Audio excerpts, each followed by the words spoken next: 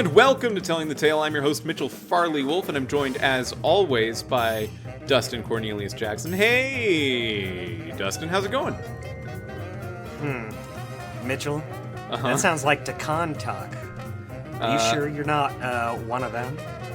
Now, it's so funny that the joke that you went with was actually topical and actually about the game that we played, instead of the thing that I thought it was going to be about, which is how bad of a mood you're in. No, I'm gonna be in high spirits, even though I was in a very bad mood for the last few hours. Listeners, here's the preamble.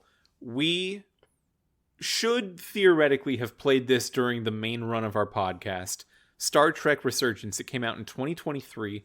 It was led by the Kevin Bruner sect of Telltale employees spinning out.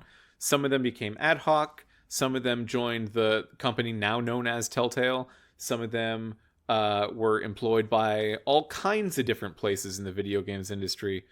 Some of them went to Gearbox to work on new Tales from the Borderlands, and some of them stayed with Kevin Bruner. Oh, I should mention Skunk Ape as one of the sects as well that came out as Telltale. Skunk Ape's a big one. Kevin Bruner is someone who we talked about a number of times on the main podcast, the main run of the podcast.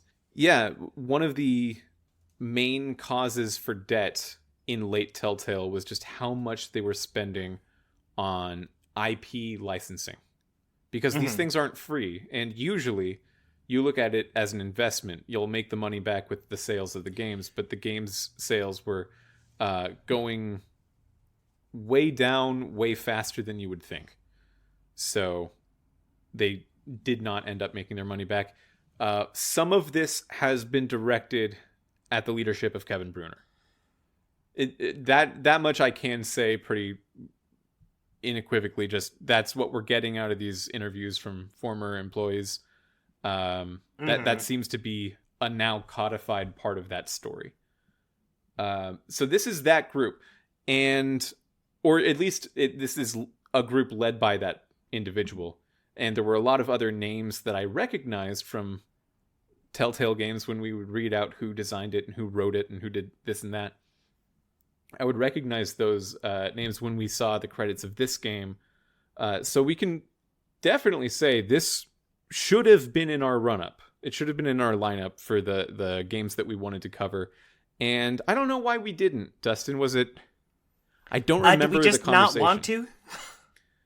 Well... I think it was just a lack of interest. We were disinterested in other stuff that we did do anyway, though. I don't know why... Yeah. I don't know why this one is... immune to that. Yeah, I mean, I don't know. We just kind of didn't, I guess. Yeah, I guess we just didn't. I think maybe we straight up forgot. Sorry to the team that worked on it, and sorry to our audience. Our friend Milo is the one that I remember saying, oh, and by the way, are you going to do that Star Trek Telltale game? And I remember responding like, oh, I don't think that's by Telltale people. I think it's just in the style. We're not going to cover every single thing in the style. Right. But then Milo corrected me on it, and I looked it up, and sure enough, oh yeah, no, it is as much in the lineage as The Expanse or Dispatch or New Tales from the Borderlands. In fact, because it is Star Trek, it maybe feels the most like something Telltale would have done. This is the exact kind of license that Telltale would get. Right. So that's the preamble. I said that up front, so we have a good basis to start with before we get into a more feelings-oriented discussion on Star Trek Resurgence, a game that exists. Dustin, I'm excited. What did you think? So how can I say this in a way that's nice? I think this is the most boring video game I've ever played in my life. Okay. I really hated it. And I think maybe if it were like 3 hours shorter, I could maybe give it a little leeway. Like, I could say, like, well, okay, it wasn't great. It was very boring. It wasn't my thing, but it was fine enough. Maybe if it didn't go on and on for what seemed like years of my life. I am so disappointed in you right now. Okay, guys. Okay, gang. Dustin's doing the thing he does again, where he complains to me all week. No, you did not let me finish. Okay, you stop Let talking. me finish. So I feel you really did finish, but go ahead. No, you cut me off. Let me finish. Go ahead. If it was maybe 3 hours shorter, I think near the end, it kind of starts to pick up a little bit. Or what I thought was the ending anyway. I thought, like, okay, well, I'm getting a little more into this. And then it kept going and going and going. And so I think at this point, like, I felt this way halfway into playing it. Mm-hmm. I thought, this is the worst thing I've played on this podcast. Yeah, and then well, hold on. I have some more thoughts. No, I'm not. Hold on. Go ahead. I was getting to a point where I was like, okay, things are getting a little more exciting. I'm getting a little more interested in these characters, like just a pinch. And then it just goes on longer and longer and longer. And I just said, you know what? Fuck you. You are the worst. You are maybe not the worst. Let me rephrase. You are my least favorite thing that we have ever done for this podcast, ever. Okay. Worse than Hector. Worse than CSI. This is going to be the wildest thing I've ever said on this.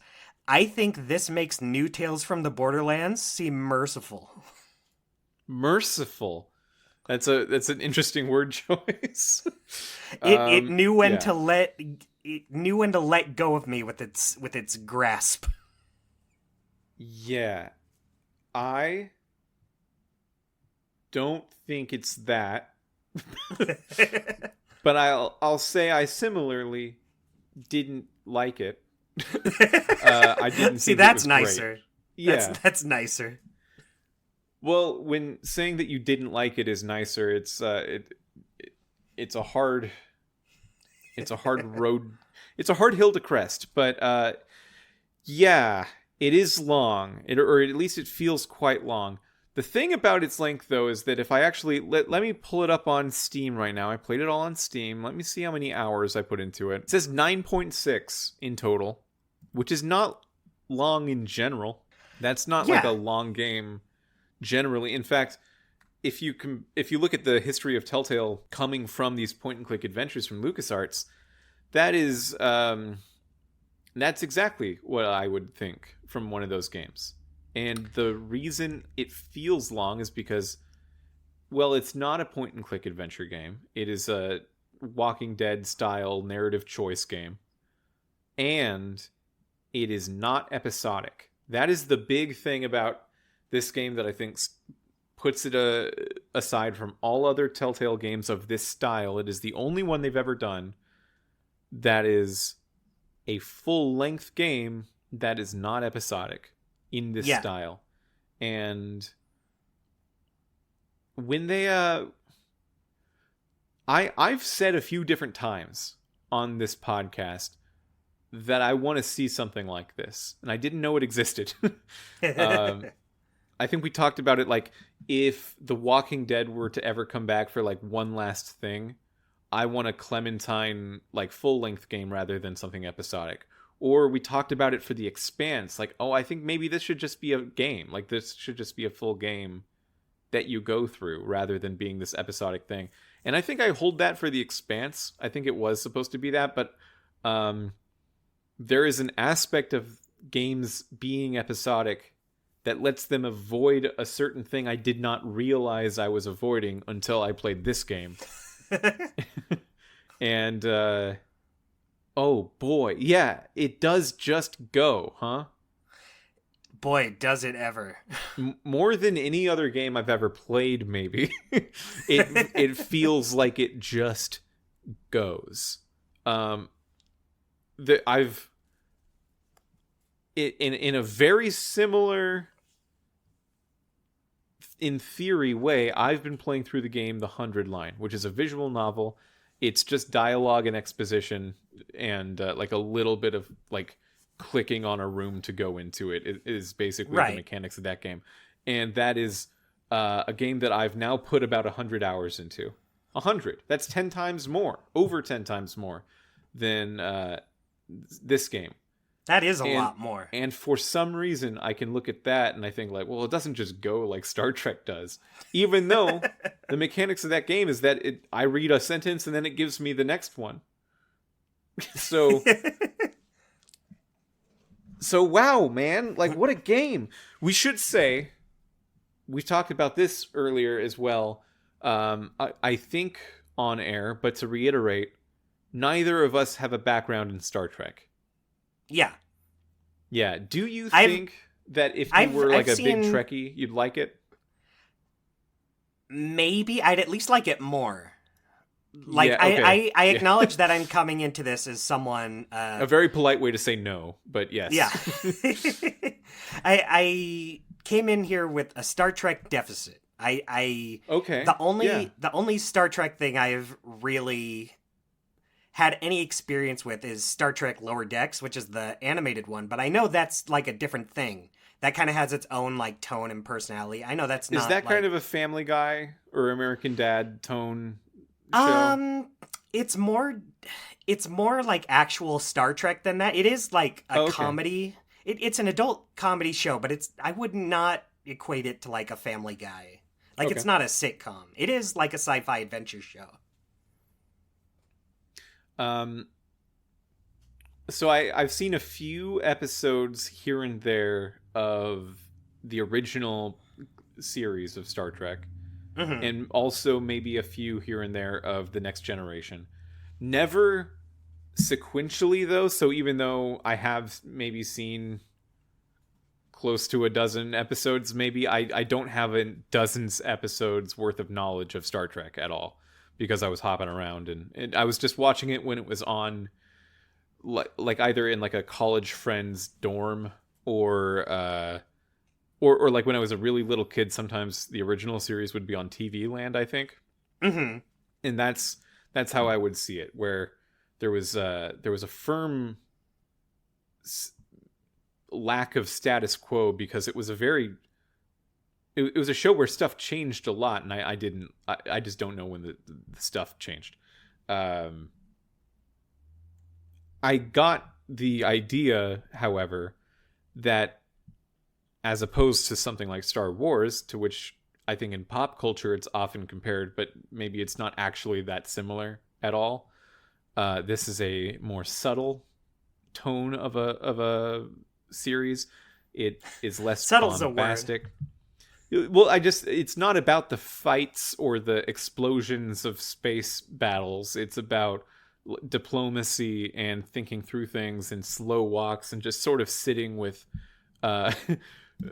seeing people in the command, the bridge of a ship make a decision. And then you zoom out to the background of space and you're watching the ship very slowly change to accord to the decisions they just made. Like, are they going to turn fast enough to go through the ring? Yes. and then you see it happen. And I think that as a TV show, that is actually fantastic. It is a calming and relaxing thing. I've liked it every time I've seen it. Every episode, from what I saw, seems to have some questions it's wrestling with in terms of often about leadership or just our place in the cosmos or war, things that are a little headier than anything that Star Wars is often to deal with. That's Star Trek. This game, I feel like this game is uncomfortable, and this is its biggest issue to me. This game is uncomfortable being that subtle and that thoughtful for real.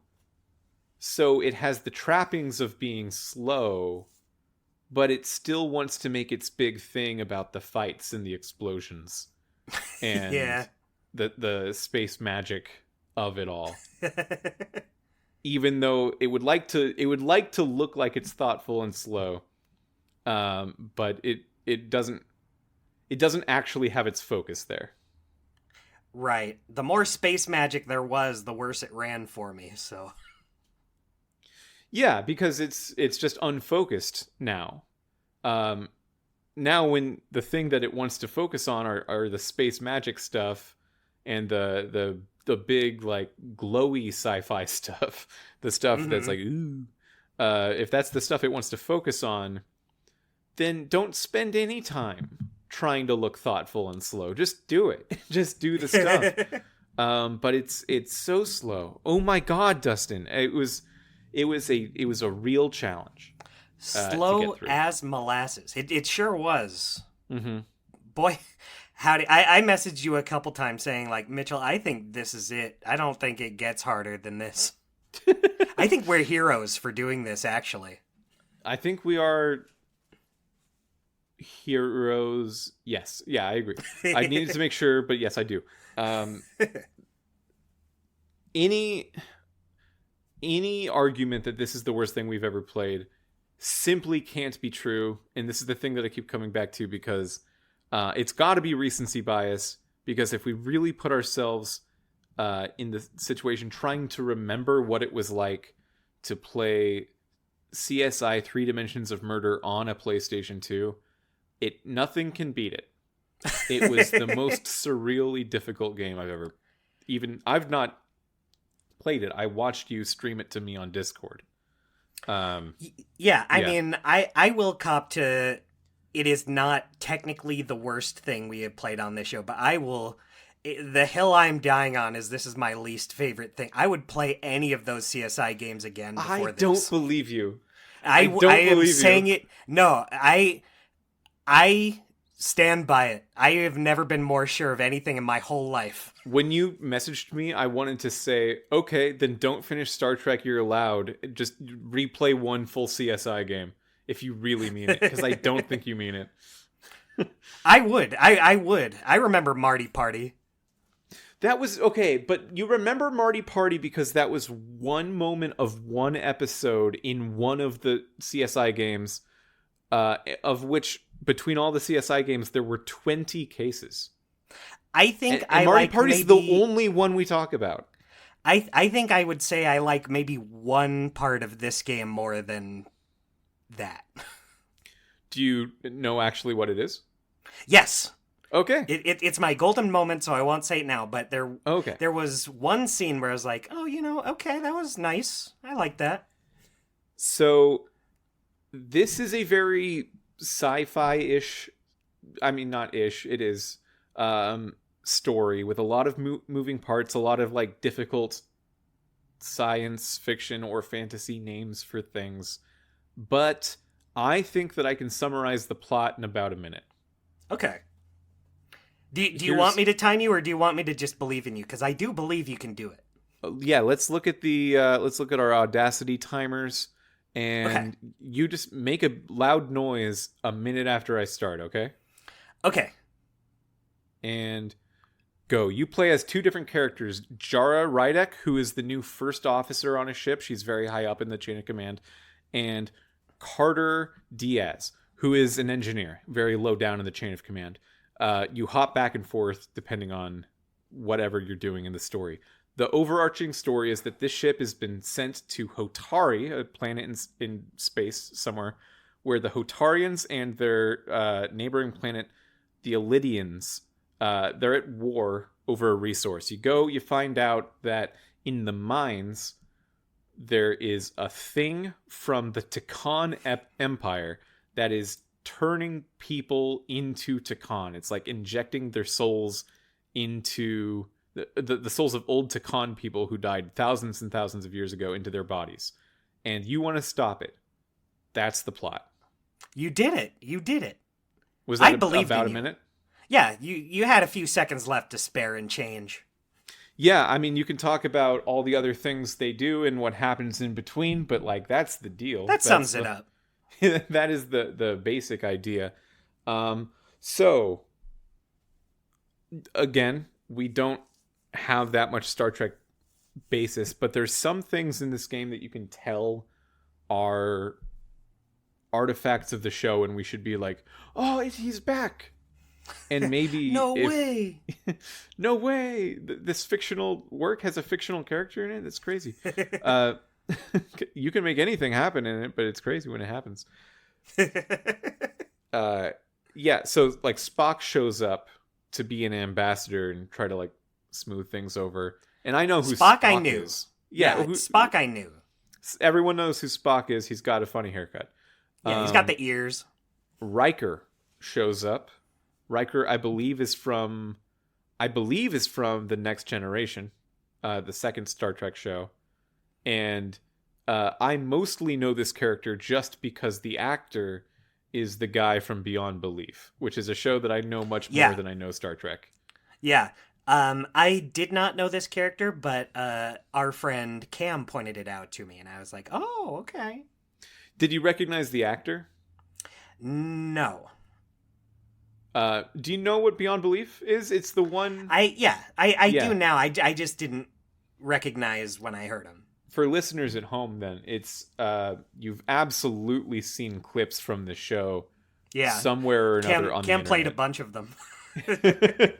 Yeah, it's the show where they show you a little either supernatural or like folk legend thing from the news, and then the guy who plays Riker from Star Trek, whose actor's name escapes me at the moment, he comes out and he goes, "So, a newspaper that eats you, was it real or did we make it up?"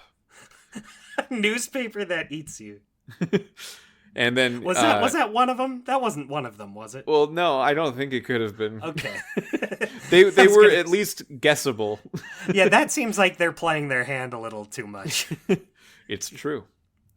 This newspaper did eat you. You specifically. You specifically. Everything you've imagined since then is your death throes just replaying in your brain at the last minute of your life over and over again as the newspaper chomps down. I wouldn't have believed it myself. But that's why this is Beyond Belief. Yeah, no, I love the I love the compilations of him telling you that the story wasn't real. Yeah, that's what Cam was playing. We made it up. It's a fib. Not real. False. Yeah, no, there was one character that I couldn't tell, so I had to look it up if this is a real guy from the show or not. Just because of the way they were talking about it and the way he was connected to other stuff. That's a guy named Portal 63. And I think that if there's anything to talk about with the fine details of this game, I think that would be where I would want to start. Yeah. What do you think of the character Portal 63? I liked him. He was almost my weekly guy. Oh, cool. Okay. Yeah. He's a good candidate. Yeah, I thought, he was, he seemed cool enough. I kind of liked his whole deal. His design was neat with his hair. Yeah. So Portal 6-3 and the whole idea of the Takan Empire is from one episode of Star Trek The Next Generation. I looked it up. They said it was the 5th episode of the first season. So like pretty early in the run. Mm-hmm. And I can imagine because of that, it's one of the episodes that people think about a lot. Where Riker specifically touches down with Portal 6-3, and they find out about the Takan Empire, this empire that existed through all the same planetary systems that the Star Trek Federation now inhabits, at a very high level of technology, but like 600,000 years ago. They've been gone for a very long time. Yeah. And Portal 6-3 works in the show basically like a god or a wizard or something. They can't even figure him out because his technology is not just more advanced, but also it works on completely different modalities of technology than what the Federation has. They don't understand how he does the things he does. He like summons lightning and stuff. For a show that is supposed to be grounded in sci-fi, I think Portal 6-3 might have represented a more supernatural leaning feel. Although it is still, like, they say it is science at the bottom of it. It's not magic for real. Right. But a more supernatural feeling part of the show. Right. It doesn't feel like yeah. super out of place. Well, I think in the context of just this game, it probably doesn't. I would imagine if you were watching the show and it was all like ship politics for a while, it would feel pretty different. But yeah, so this guy was like, he was just a guy in the one episode of the show.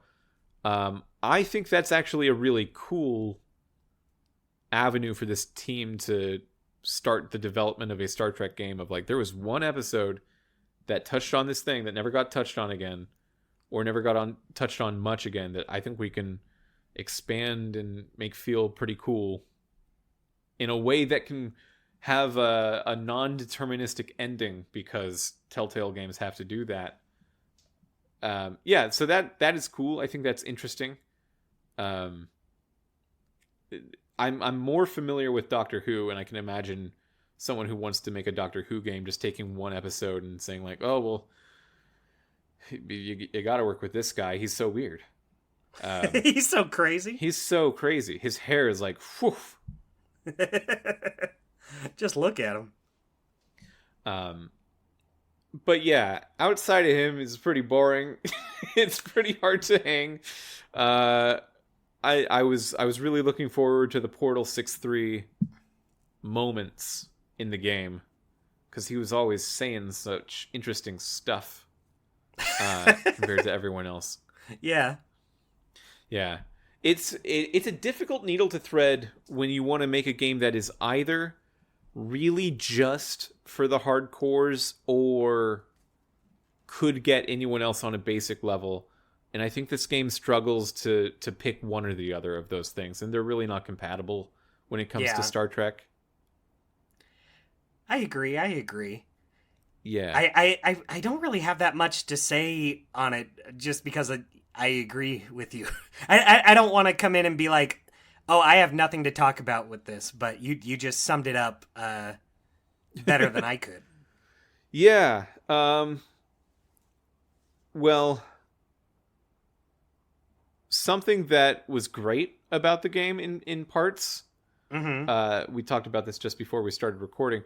The sound design was not, but the music was. This was a Jared Emerson Johnson bit, and he was throwing out some... I don't think John Williams ever worked on Star Trek, but it felt William-esque in some moments, which is a compliment for sure. Yeah. Jared Emerson Johnson he's a real one. He's doing it great every time. I love this is another Jared time. Emerson Johnson. Yeah.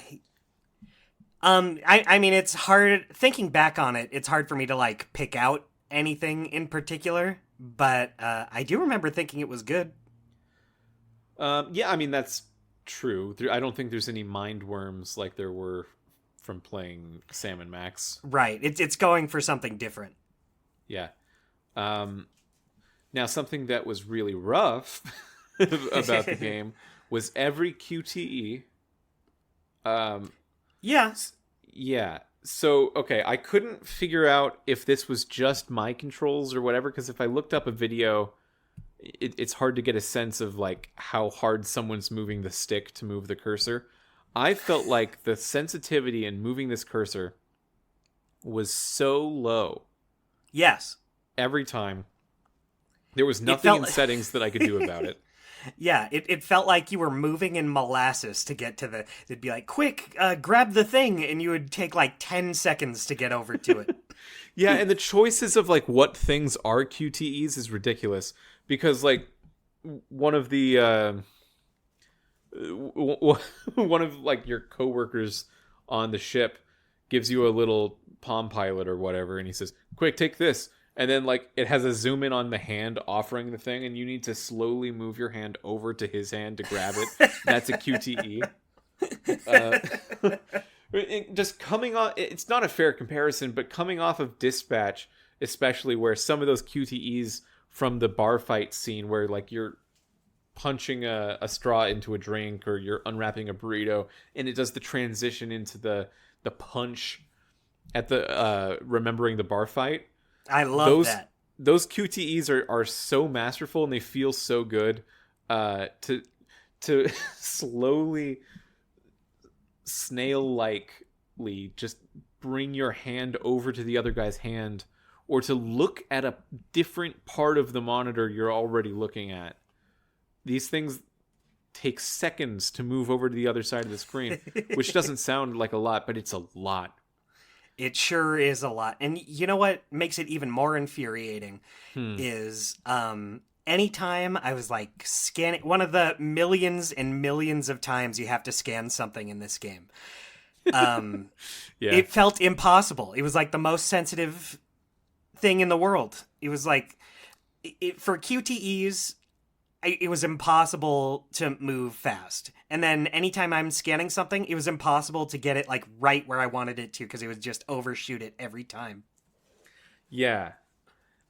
There's so many things about this game that I can see, like I can reverse engineer how they got there and like the good intentions they might have had. Right. Looking at scanning things, the comparison in a game that is highly celebrated would probably be to Metroid Prime, right? Like going around the planet and looking at stuff and like, oh, okay, this thing only grows where there's a lot of phazon in the environment, so maybe I'm getting closer to a boss because of the phazon. That environmental storytelling, which was highly celebrated in Metroid Prime, is here in full force. And it also exists here, is what I can say about it. That's a true statement. Scanning is hard. It is often unrewarding, because there's nothing that happens in the story of the game that the characters don't just also say out loud. So the benefit of it being environmental storytelling is completely gone. Yeah. And your scanner screen is so small that it is so frustrating to like look around with it and find what you're supposed to scan. Yeah, and you have a scanner that it looks for radiation, and then you can like tab over and it looks for chemical, and then you tab over and it looks for bio. So that's making me upset. What that really means, I can see why that would be interesting, because you, in theory, you'd be like, well, it asks the player to actually think about what they're looking for. Like, well, no, right? Because sometimes I don't know that the thing I want could be radioactive until after I find it, and then it's a surprise that it's radioactive. Right. It's not just like I spy. Yeah, so really what it's asking me to do is just to very slowly pan over the whole screen area 3 times for one for each of the types of scanning that it can do. Oh, man. Yeah, and the cursors and stuff, they were moving so slowly with the controller, so I was using an Xbox controller. I thought, maybe, I'm playing this on PC. I should try not doing that, and I should just try using a mouse and keyboard. That's probably what it was designed with. And then when I did that, I got a little pop-up that said, this game is playable in mouse and keyboard, but it's recommended you use a controller. So I found out doing that I was actually doing the way it was supposed to be, which is crazy. Yeah. Like multiple times. Like I was playing it on my Steam Deck, but I was playing it hooked up to my TV with my Xbox controller. And I was thinking, like, maybe this is not as bad, like, on a computer with a mouse. You're telling me that's not the preferred way to play? No, controller is the way to play. Wow. I tried using the mouse and keyboard, and, like, the speed of the reticle moving around doesn't actually increase if you use the mouse faster, so it just feels like I'm shoving my arm across the table with full quick tension speed in my arm muscles, and then the cursor is just like still moving after I stopped moving my arm, and I need to do it again. This is not a race. This is a cinematic game. You need to see it without rushing. Cursor's like, we all go at our own speeds. Don't rush me, please. Oh, fuck. It's still not as bad as some other stuff. It's still not as bad as some other stuff. But those things happened years ago, and this happened now. So that feels worse. I mean, for it to be in a conversation between like 3 Dimensions of Murder and Hector and New Tales from the Borderlands. Well, I guess forgetting New Tales for a second, those games came out in the early 2000s. This game came out in 2023. That is true. Yeah. That, and like for Hector, like it was never grueling to play on the mechanical end. No, it was sometimes it was fine. boring, It was just, but it was more like offensive. it was just a point and click. Yeah. Yeah. And the art style was actually like, as much as I didn't like what it was going for, it was an impressive art style for that game. Yeah, I like Hector a little more than you. It's still pretty low in my rankings, but okay, you know what? I still stand by what I said, but I would at least say I may be a little hyperbolic saying how much better I think CSI is. It's not better. Okay, but yeah, Hector, go play CSI, dude. Go play it now. You know what? Maybe I'll come back to this and agree with you, but now is not that time. I will not. But Hector, I'd say light years more enjoyable than this for me. Well, Personally. I think, as much as I don't agree with you about Hector, I would say that I completely understand feeling that way about Hector as someone with a cartoon background like you. Right, that does help. Looking at like 2D animation that is, I mean, each of those episodes is like a full hour-long cartoon movie, really. Yeah. I can respect that on a technical level, on a production level for sure. Right, and yeah. I get that is being unfair to Star Trek. I'm coming in as a fan of like the cartoony style of Hector and not a big Star Trek fan. So I recognize that it's not a fair comparison. Well, yeah, it's just a completely different thing where I didn't think Hector was boring. I didn't think Star Trek was offensive. I didn't think Hector was mechanically broken. I didn't think Star Trek had a complete disrespect for human life. They're bad at way different things. It's hard to put them side by side for me. You know what I compare it to? And I was just talking about this with my roommates last night. So you know the show Ren and Stimpy. I know. Yeah, you're aware of it. Okay. Yeah, they've bad start. Do I know what Ren and Stimpy is? Yeah. So they've brought Ren and Stimpy back twice now. Uh-huh. One of them was called Ren and Stimpy Adult Party Cartoon, and it was right. Vile. It basically was Hector, where it's just like disgusting, offensive, crude, it just the worst. And then they and just recently, they did a new revival of Ren and Stimpy, and they didn't release it, but it got leaked. The whole thing leaked, and it's the same as Star Trek, where it's just the blandest, most boring shit in the world. And was it finished? The version that was leaked? It was finished. Okay. It was completely finished, just not officially released, but it all leaked. And for as bad and as heinous as Adult Party Cartoon is, like I think in most circles it's considered like one of the worst shows ever, for good reason. Yeah. I remember every inch of that show. Like, how many that episodes show was is that show? 6. Yeah, okay. Not 6 many. like 10 minutes, right? No, I wish. One of them's really? like 45 minutes. I think a couple of them are 45. Yeah. Uh-huh. How can that be a show? Uh-huh. Yeah. But like I think I prefer that over something that's just the most boring mush I've ever seen. Mm-hmm. Even if it is technically worse. Yeah. So for the first, I have it here on my notes when I took breaks from playing the game, because there's never like a good time where you transition from, well, that was Act 1, here's Act 2. It's Right. these like 10-ish minute long chapters, of which there are 45 in the game, that really break up the structure of the game. So it never feels like a good time to walk away. But I had to take a break. I had to look up how many chapters there were when I took my first break, because I was like, I gotta know how close I am to being at the end.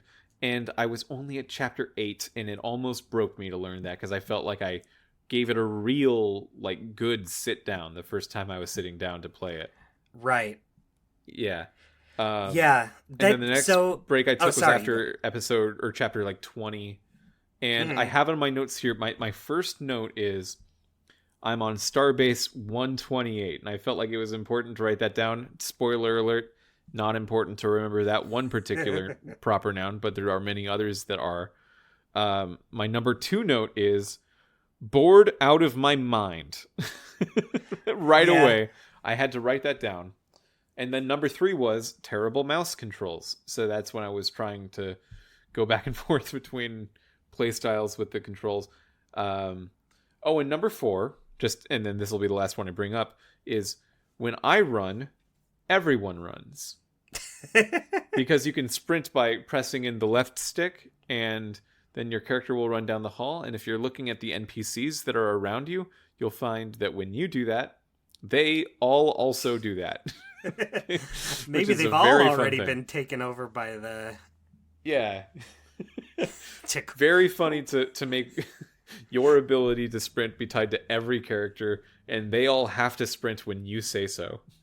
Yeah, there was one part in particular I noticed near the end when you're running in the ship. You're playing as what's his name? Carter Diaz. Yeah, and you're with Ed Solar, and you're both running. You're trying Ed to... Solar is the woman you work with. That is a proper name. Mm-hmm. Mm-hmm. Yeah. So you're running with her. The ship's on red alert, and she's like, "We have to hurry, quick!" And it's telling you like, "Hold the button in to run, dude. You like have to get there fast." But anytime I didn't run, she also just kind of leisurely took her time. Yeah. Yeah, that's a good one. So, yeah, but okay, that's how the game is broken up. I think you were gonna say something and I cut you off about the chapters, maybe the. Oh yeah, right. So yeah, I was playing and I also had no idea like how far in I was, how long I had been playing, how much there is left. So what I did was I just loaded up a long play and just kind of scrolled through and felt out where I was at each point in comparison to it. And this long play was like 9 hours. And so I would just feel out like, okay, well, that means I am like halfway in, I'm a quarter into the story. Every time I looked up that video to see where I was in the story, my heart just sank into my chest. Literally every single time. Mm-hmm. Yeah. You hate when like the long play is somehow going faster than you, and you don't know why, because it's not like they're doing speedrun tech or anything. Oh, the speedrun tech for this game would be probably not interesting. Hold the run button down. Yeah, hold the run. Make sure everyone runs. Anytime there's a cutscene, just mash whatever button you feel like. Let's talk about the choice stuff you have in this game, because it's not so impactful, but there's some things in particular. There's some. So a big focus of the choice structure, I think, is around Miranda, the character of Miranda. She is, she's on the security team, and she early on hits on Carter Diaz, and she's like asking him, "Hey, do you want to go out after this?" Because before, like in the prehistory of when the game starts, it's this whole crew of the ship have been just working on building the ship back up again for 6 months. Everyone's tense. Yeah. And she says, "Will you go out with me?" What did you do? I said yeah. Yeah, I Dustin just said got sure. one. You know what I think part of it is, though? Mm-hmm. Not caring. Like, Well, Dispatch. yeah. Well, with Dispatch, with Blonde Blazer, I was like, well, no, it seems a little soon to, like, go in for the kiss here. I'm gonna play it cool a little and pull back. Here, I was just like, no, just go for it. Who cares? I'm not having a great time with this. Maybe this'll make it more interesting. Did you get the kiss early on with Miranda? Yes. Yeah, I did too. Yeah, Yeah. I think maybe there was a bad balance of what I want out of these choices in regards to romance in this game, because getting a kiss in a Telltale game is a lot like someone just asking, "Would you rather have $1?" And like, well, yeah, then what? Then not? Then yes. I'd rather have $1. You have to balance it with something I don't want. And that was not done with Miranda. She's just like, No. we can date, and you can be like, yeah, man. Yeah, if she is the one who wants it, then it's like, yeah, okay, sure. Yeah, I see no reason not to, because Yeah. you're not asking to date me, the player. This is I have no reason in my whole life to say no to this. So sure. So you can either like keep her away but as friends, or you can fully fall in love with her, whatever you want to do. And very shortly after, her body gets taken over by the Takan like soul injector things, and you have to be like, oh, I like her, but she's not her anymore. She's got a different soul in her. She's got her body's taken over, but she's got memories of you. So the Takan in her body is kind of in love with you still, but it's still a Takan that wants to take over. So that's like the conflict you have to deal with. By the end of this game, and this is something that I realized like 10 minutes after I rolled credits, like, oh wait, they never got the Takan out of the people. Yeah. Yeah. I was going to say, I don't know how I feel about that. I guess on one hand, I kind of like that they keep it vague, like kind of a hopeful, like, well, maybe it could happen, but it feels like they're, like, a few times it feels like they imply that, no, nuh-uh. No. Yeah. They talk the whole game of like, well, this is technology that we do not understand. So maybe there's a way to eject the Takan bodies or the Takan souls out of these people. But is that like killing the Takan? And now someone died when they could have kind of coexisted as two people. But the Takan were never invited in. So do they have a right to be existent? And they sort of just end the game by saying like, okay, we'll have you live somewhere. Yeah, I don't know if I agree with that, because like, if okay, so this other life form comes in and takes over the body. No, dude, I had this first. Sorry, you just don't get to be a person. I think. Sorry. Yeah, because the Takan did live lives. It's not like they were trapped in these crystals before their time or something. They were, I think the way it was explained was all the Takan that were about to die because of sickness or old age or some injury or something like that, their consciousnesses were siphoned out of their bodies just died, and they were put into these crystals. And then when the crystals are injected into a new life form, then they take over that life form. And it's a lot like the plot of the movie Get Out, where they just sort of, they take a young, fit person, and then they now live in that way. So that just doesn't seem, you had a life. I'm sorry. Like, I would love a second life, but you don't get to have that. Yeah, you don't get to take over someone else's life. And it seemed like these did not want to coexist with it. Seemed like they just wanted to take over. Yeah. and just be the ones in charge.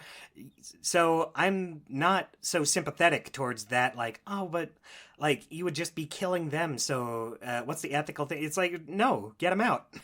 Yeah, I guess one thing I Sorry. do like about the story quite a bit is just the idea that you're constantly having to make choices between lethality, which would be more convenient, and you're kind of at war, so you need to think about it as a tool at your disposal, using lethal force against someone, and Right. just like stunning them, and or just like taking the engines off of their ship but not blowing up their ship, stuff like that. Hmm. And you do that with the expectation of all these people I don't kill might be able to be saved later. But no, I mean, that is just not what happens, which is, I kind of Yeah. like that, in that you don't know how this thing works, so you have to make choices like this before you know how it goes. Um, but yeah, looking back, there was a better thing to do, which is pretty realistic. Um, that said, it doesn't make it feel better. I just think it's like, all right, story crafting. Right. Um, I get that. yeah. So now, if I were to replay the game, I'm just killing them every time, I would think, and Right. I would Like, feel who bad cares? about it. But yeah. Yeah, So that's yeah, something I can give this is like I think it is very boring, but I think overall the story I'm fine with. the other big choice thing, and I think this is like the one really really big aspect of choice. Or no, there's two toward the end of the game. Uh, you find a library full of these crystals, Hmm. and Portal 636767 is just I in said the it too. library. He's in the library freaking out. So his thing is, he's the guardian of the Takan Empire, and he's the only one left. He Hmm. doesn't think that these people coming back, which is they're a faction of the Takan known as the Scions of the Flame. He doesn't really think of them as legit Takan, so he's fine working with you to fight against these people tarnishing the Takan memory. Right. Um, but he finds this library full of like billions of old Takan people stored as crystals, and he's like, I can't even fathom this. This is ridiculous. And the choice that I think you really could have figured out something else to do. But in a telltale way, they give you a choice between just two options. Is that you either blow up the whole library so these crystals can't be used anymore, but you're killing all of the Takan stored in that library, or you bring them all aboard your ship so they can be used against your crew. And I chose to blow up the library. Okay, I brought him back. Okay. I was hoping that we'd have knowledge of what happens with both of these things. Um, yeah. So you're not your first mate, but she's like a helper. She's one of the senior members. Her name is Lieutenant Bedrosian. Bedrosian. Yeah, just this is my gal pal. Her name's Bedrosian.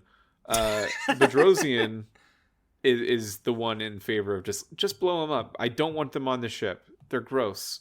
They're gonna use them against me for sure.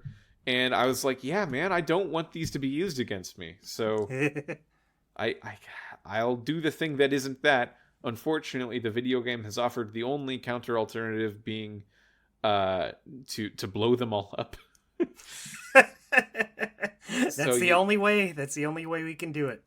yeah, and you're choosing in that moment the allegiance between Bedrosian and Portal 6-3, because Portal 6-3 hates you after this if you Yeah. blow them all up.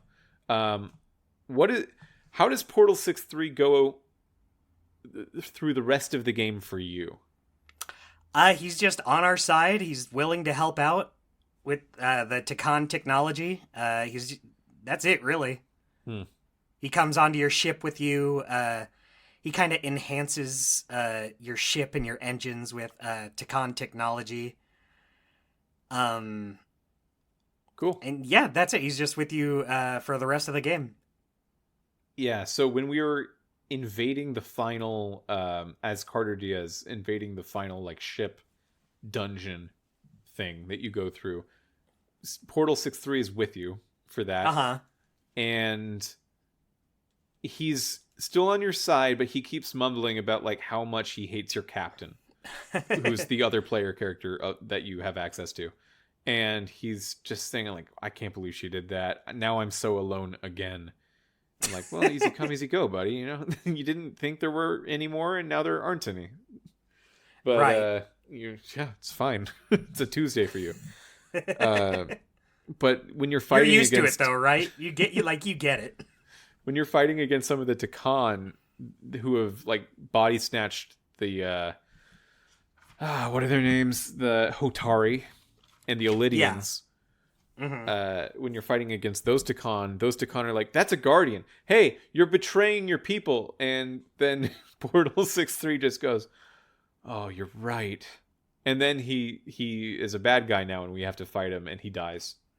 Interesting. So he dies for me too, but he does not join them. But he tries to take them on. Okay. Like he tries to stop them from getting to you, and he does, but he's too injured and also dies.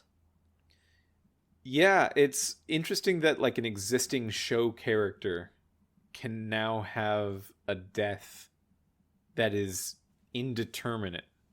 Yeah. Yeah. Yeah, I wonder how the Star Trek lore masters deal with that. Do they keep track of both possible options, or is there an ending of this game that is considered canon? There's a split timeline. Or maybe the whole game is not considered canon. I don't know. I don't know how that works. Yeah. I mean, I'm so on the other end of the world from the Star Trek fandom, so I'm not sure. It does seem like maybe there's just so many, like, not different outcomes, but just so many ways and choices that can change how this game plays out, that maybe it is easier to just say, well, we can't just consider that one canon. Which one's like the actual way? Yeah, you know, we were pretty middling on The Expanse, but, you know, with this other game that came out in 2023 from other Telltale people in a sci-fi future universe like this, I think The Expanse, just by focusing on a smaller cast of characters, on a much more grounded problem of like, drummer needs to breathe oxygen right now, that kind of thing is what The Expanse is all focused on. I feel like maybe I was too hard on it at the time. There was interesting stuff going on in The Expanse, and the exploration being all 0G was fun and cool too. And I've been thinking about it lately of like, it would be pretty hard to get me to replay one of these narrative Telltale games anytime soon. The Expanse might be one of the ones I would replay someday. I don't know. I don't think I have it in me to replay The Expanse, but I had the exact same thought playing. It would be a few years from now. It's not now. Right. But yeah, I mean, maybe down the line I'll be curious enough, because I was just remembering like I did not love The Expanse, but playing this, I was like, oh, I would give anything to have like those characters and what little personality and fun dialogue they have right now. Yeah, and like all those people on your ship in The Expanse just talking about like old martial arts moves they used on people 20 years ago, because they're still thinking about it because they're so washed up. Like that's a much more colorful, interesting human version of characters that that's so than it anything exactly in this game. Yeah, for sure. Remember in The Expanse when you were in the ship and there were the heads floating around? Oh, The Expanse had like a ton of interesting visual set pieces. Yeah. Yeah, and there was when in the drummer doesn't have oxygen arc of the game, she's like going from room to room, and she's seeing like flashbacks to rooms on Earth that she had seen and like she's just walking through them, and it's the story of her life.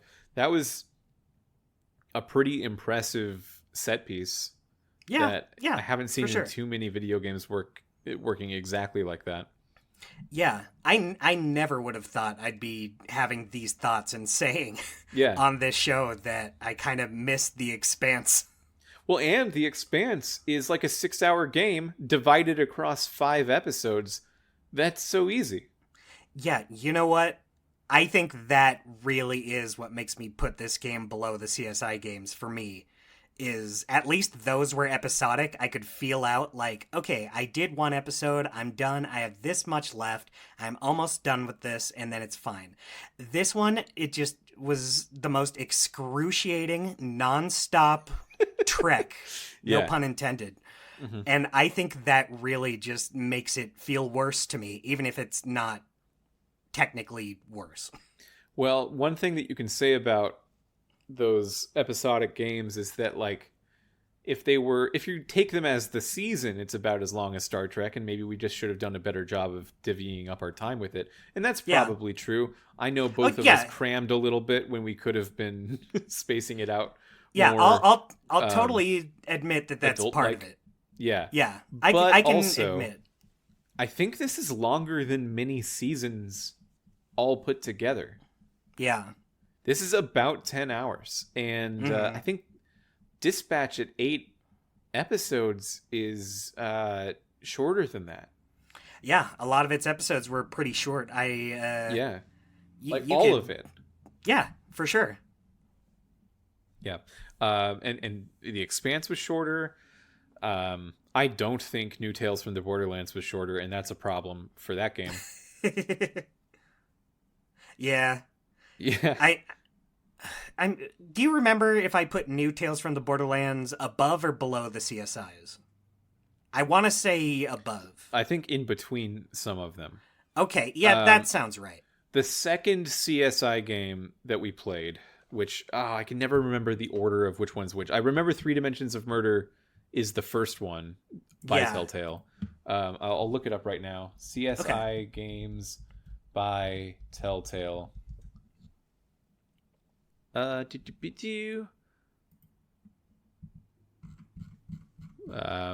Yes.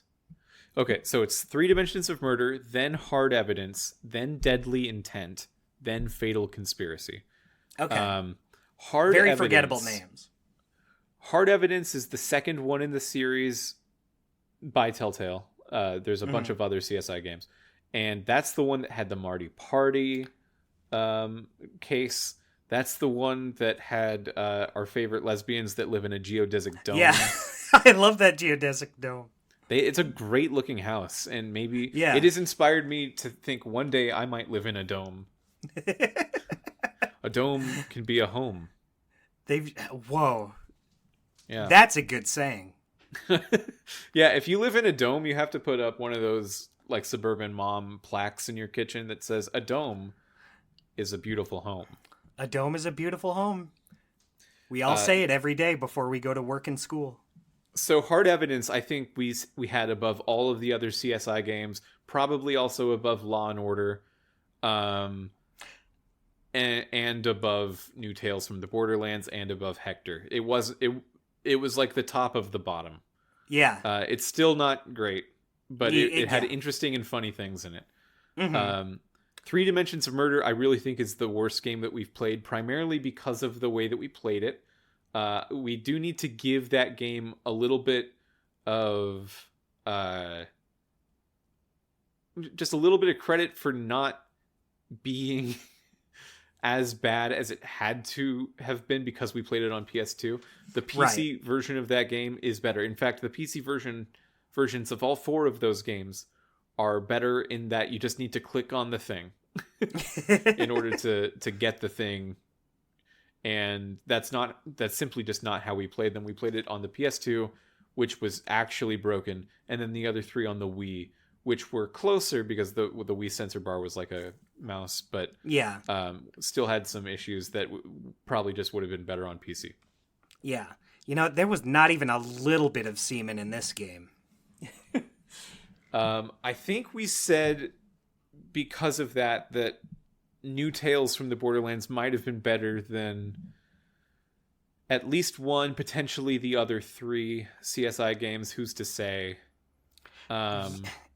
New Tales from the Borderlands has kind of become my go-to for this show for like, okay, what is the one that I really just hated? Like, Can I tell you something about it? About New Tales? Oh, yeah. I don't remember why we didn't love it. I remember certain specific things, like how the character of Reese seemed to just be completely paved over. Yeah. Compared to how he was in the original Tales from the Borderlands, which we really liked. Mm-hmm. Why do we hate it so much? I think it's just its tone and sense of humor not the writing, gelling. Yeah, it was worse. Yeah, was it something about the choices not feeling good? I remember, wasn't there like a fake out? The choices did feel really bad. Yeah. There's a skateboard score involved. Oh yeah, I forgot about that.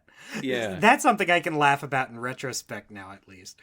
But man, just playing this game, I was thinking like, I hated New Tales from the Borderlands, but at least they were like trying to be entertaining and funny. I would have killed for someone to crack a joke. Yeah, okay, I'm remembering a flood of really bad jokes from New Tales now. I think I'd take like bad, cringy humor over nothing at all. Just the blandest, unsalted cracker writing. Well, if this had a bit more editing, and I know exactly what part of Star Trek I would take out, I think it would probably be better than New Tales to me. I could see it. I could see a world where below it. Yeah. But I could see a world where this could have been better. The part I'm talking about, by the way, is there's a whole bit in the middle while Jara Riker is going to find Portal 6-3 on his planet. Mm-hmm. Also, in a side story, Carter Diaz is infiltrating some big ship to get something. He's trying to rescue people. He's trying to rescue people because there was a distress call out. And everyone else in the ship has been taken over by Takan. So it's like an escape thing. Mm-hmm. This is a redundant story to the one that happens at the end of the game when Carter Diaz is also in a big ship overrun by Takan trying to get out with roughly the same 3 people as like the main party members. You don't need to do that twice. That's it is true. A complete redundant thing. There's so many things that happen in the story twice. Like, I don't want to have a boardroom meeting with my boss and Spock just talking to each other about, well, should we tell the Federation about this? And we just decided no twice, and we had the same conversation twice. Yeah. Why did I do that twice? Why would you write it that way? For sure. It felt like a lot of wasted time. Yeah. A lot of redundancies. Well, it's like 8 episodes before you even get to Hotari. Yeah. And it's like a very prolonged, I guess, prologue of Jara taking over the vice presidency, the first mate position of this ship. And everyone's like, oh, I don't know if we're going to trust her, which is all just like really weird and mean. I don't know why that's the attitude you've brought to this completely new person. Yeah, like that one guy. What's his name? The blue guy? No, I hate that guy. Let me tell you that much right now. That's not who I'm talking about, but I hate that stupid seam going down his middle. Look, you can be blue or you can be seam guy. Pick one. Okay, Dustin's racist. Didn't know. But no, what are you talking about? The other guy who doesn't like you at first, whose name I forget, but you come on the ship and he's like, well, you suck. Westbrook. Yeah, Westbrook, which is interesting because by the end, he kind of became the guy I trusted. Spoilers: he's the guy who I made the first officer. He's also the guy I made first officer. He just felt right. He's the best. Like, he is the correct choice. Yeah, like even though he did not like me when I came on the ship, he seemed like he had the most seniority for one, and he showed it off. It just seemed like he's the one who knew what he was talking about. Yeah, he just felt like the right choice. And then Blue Guy comes in and he's like, what the fuck? Did you forget? Actually, you made the wrong choice. And I'm like, listen. Did you tell him to get over it? Yeah, I said, yeah, I did need too. to get the hell over it, dude. He immediately after that conversation gets turned into a Takan and he dies. Yeah. Oh, so since you chose not to take the Takan crystal people on board, did you have the choice to give it to the other one, the girl? Bedrosian. Oh yeah, I had a choice between the three of them, but I still didn't pick Bedrosian just because there's a little bit of a political thing, and I didn't know how much to trust the game to go into the political thing of it in a deep way, and it kind of did, but not really. Okay. My thing was thinking, but Bedrosian and I have been tight. She helped me mutiny the captain. Mm-hmm. It kind of did come down to the fact that she was trying to fix some wiring thing, and I told her, don't burn yourself to death in this wiring thing. This is crazy. And then she's like, well, you did save my life from those wires I was touching. So she helped me. I know we killed like 15 of those other guys because you saved me, but thank you. The beaming thing in this game, this happens a lot of times where someone is halfway through being beamed somewhere and then the power gets cut out and they're just in the air now. Yeah. There's like 3 different times this happens. Uh-huh. Yep. I know this is a risk in Star Trek, but like it can't be happening this often. Yeah, we should maybe figure out what's going on with this. Don't beam these people. Let them walk to space. It's safer too far. that way. Yeah. Yeah, so I thought that was wild when that first happened. But I chose you just said it and I already forgot. What's his name? Westbrook? Westbrook, yeah. I also chose Westbrook. I could have chosen the blue guy. I didn't know he was going to be such a bad winner. Well, okay, I was joking about why I hated him, but the reason I didn't pick him was he just did not have much of a presence in this. Like, he didn't really do that much to prove to me that he would be a good choice. Like, he's just been kind of a non-factor in the story for me. Well, the way it was presented to me is that if I picked Bedrosian, it would feel to everyone else in the crew like, okay, well, they're just buds. And you picked the fangirl. You pick the fangirl. You want a yes man who's you're just gonna be told yes, and like anyone who's against your faction is gonna feel left out. And if you pick blue guy might actually be the best guy for the job. He's the most knowledgeable and has proven himself in a pinch more than anyone else. But Westbrook has a combination of being the most experienced and it's kind of like how a lot of politicians running for president pick their vice presidents, where if you're an extreme guy, you need a moderate, or if you're a moderate, you need an extreme. So you reach across the aisle for the complementary person who can help you win the ticket. And I felt like that was what Westbrook was, where Westbrook actually disagreed with me the most, but I wanted to signal to the team, like, that's okay. I don't take that personally. I want all alternatives to my way of thinking, so I have options. Yeah, that's why.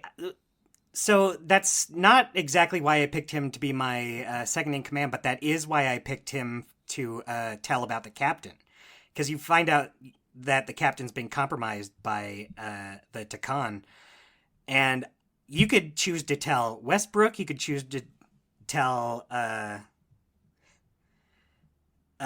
what's her name, Bedrosian or Blue Guy, and I think his name is Ermont, the blue guy. Yeah, Ermont. That's it. Yeah.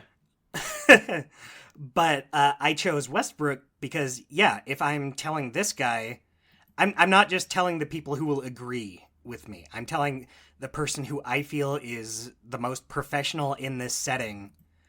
And he agrees. He's like, well, you must know what you're talking about if you're choosing me to confide in for this, someone who does not get along with you very well.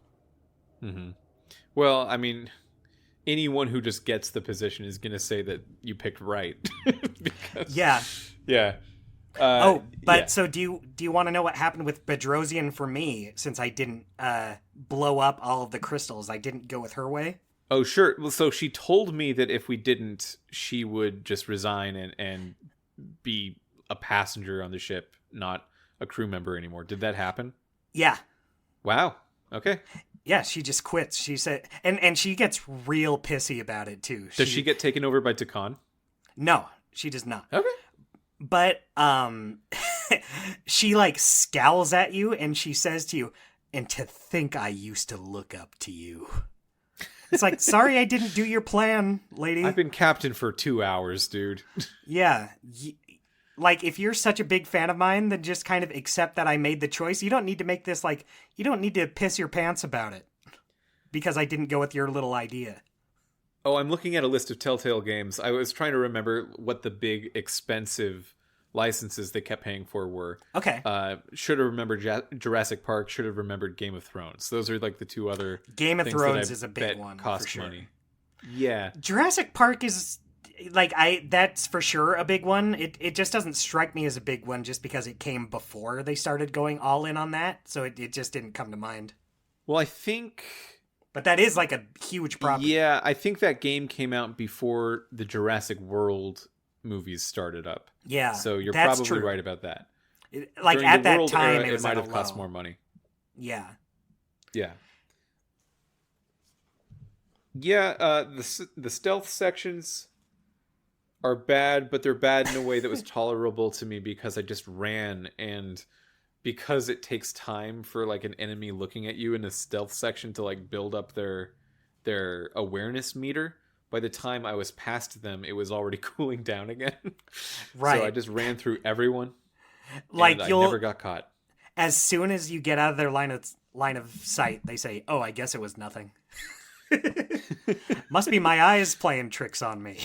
Yeah, anything this game tries to do in a mechanical way, I don't think it really gets there. Yeah. I will say I did not like these stealth sections, but they were more bearable than the things I already mentioned, which were the scanning, which I just hate more than anything in life ever. And the shooting sections, which the shooting I think sections blew my mind. in a good way or a bad way? In a bad way. Okay. Yeah. Oh, they're so bad. You go ahead. I just mind numbing to me because Mind numbing. First of all, I did not want to do them to begin with, but I was willing to meet them halfway. Well, that's not the game's fault. Yeah, that's no, I know. Yeah, but I was like, okay, I get that's what they're gonna do in a game like this. It's fine, but just the way they do it, it just feels like. So occasionally you'll have to roll over to the other side, to like a different cover to shoot people from a different area. And then sometimes they'll have like a little meter above their heads that says when they are going to attack. Like a lot of it is protection. You're protecting someone else from being shot by them. It's like, hey, this guy in particular is gonna shoot your guy. And I feel like every time I tried to rise up to take one out, I would get shot. And you can only get shot 3 times. It's so frustrating.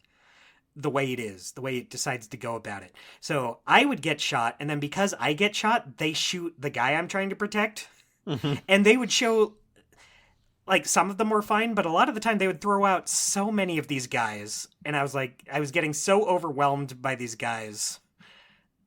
I was not having a fun time with these shooting segments. So I only finished the game this morning, but I did do one thing because I wanted to check something. So I took video of one of the shooting sections where I had it's like cover based. So in order to shoot, you need to leave the cover. So that's the kind of balanced game design they have going on, where you need to become vulnerable in order to do damage. Right. I left the cover and then just immediately got nailed straight in the face. And I wanted to see how much time actually I had between me leaving the cover and getting shot at before I could potentially react to the shooting or anything.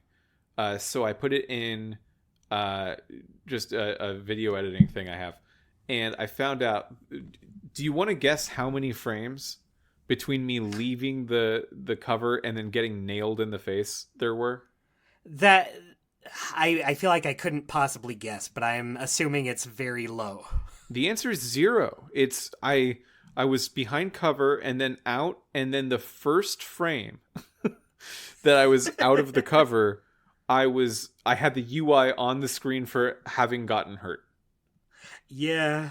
Just immediately. And like, what could you do? In how could that be? How could that idea have gotten through? Yeah. Wow, right? Well, yeah, no, I'm sure I had that a couple times, at least. When you die, you need to get hit 3 times, or for enemies to like take over the area that you're in order to die in a section like that. And when it says you died, you get the option to either just retry it, which I wanted to keep doing, or do you want to try it again on story mode, where you don't have like a limit on how many times you can get hurt. Yeah. And for the first few times, I was like, I'm just never the kind of player that wants to do that. It doesn't appeal to me. Mm-hmm. This game got me there, though. I did try it again on story mode. And even then, I actually lost on story mode because the enemy still got to the place they weren't supposed to get, because there were so many of them. Yeah, there's tons of them. Mm-hmm.